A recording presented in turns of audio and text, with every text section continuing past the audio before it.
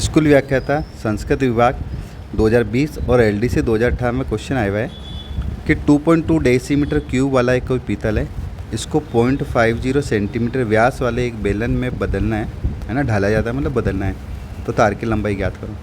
तो कुछ नहीं, ये वॉल्यूम है, क्योंकि सेंटीमीटर का क्यूब, जहाँ पर भी सेंटीमीटर का क्यूब आ जाए वो आयतन होता है। तो आपको क्या लिखना है, बेलन का आयतन। बेलन का आयतन क्या होता है, पाई आर स्क्वायर एच।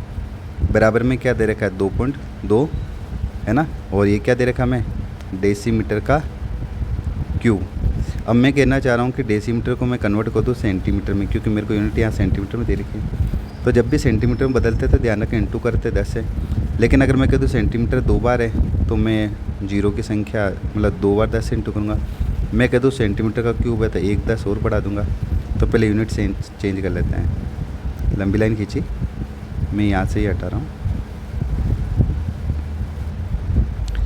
ये 2.2 है और आप इसको किससे कर लें, 3 बार 100 हो जाएंगे, मतलब 100 क्या रहे, 3 बार 10 हो जाएंगे, 10 इंटू 10 इंटू 10, क्योंकि डेसीमीटर का क्यूब था।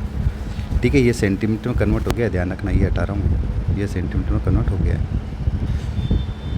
अब मुझे यहाँ से क्या चाहिए, मुझे तो यहाँ से ऊंचाई चाहिए, क्योंकि लंबाई मतलब ही क्या होता है, ऊंचाई। तो ऊंचाई को यहीं छोड़ दे, पाई और आर स्क्वायर अपोन में आ जाएंगे। और मैं हैंड टू हैंड पाई की वैल्यू लगाता हूँ, पाई की वैल्यू तो 22 और साथ में ले आऊँ कहाँ, ऊपर।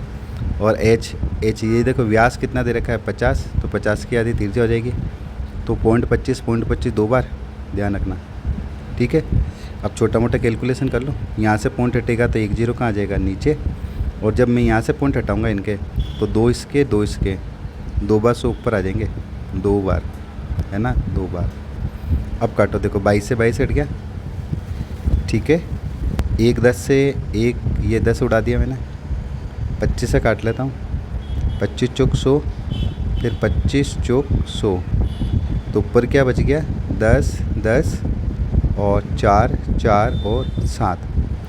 तो देखो 4 चौक हो जाएगा, या मैं एक बार लिख लेता हूँ, 4 इंटू 4 इंटू 7 इंटू 10 इंटू 10। तो देखो 4 चौक 16, 16 से होता है 112, ये 112 और कितने जीरो, 2 जीरो।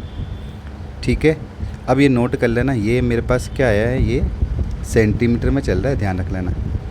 अब ये मैं यहाँ क्वेश्चन में देखूंगा तो ये भी मीटर में है, ये भी मीटर में, ये भी मीटर में, ये भी मीटर में। तो आपको पता है कि सेंटीमीटर को अगर केवल मीटर में बदलना है, किस में बदलना है, मीटर में, तो 100 का भाग देते हैं, क्या देते हैं, 100 का।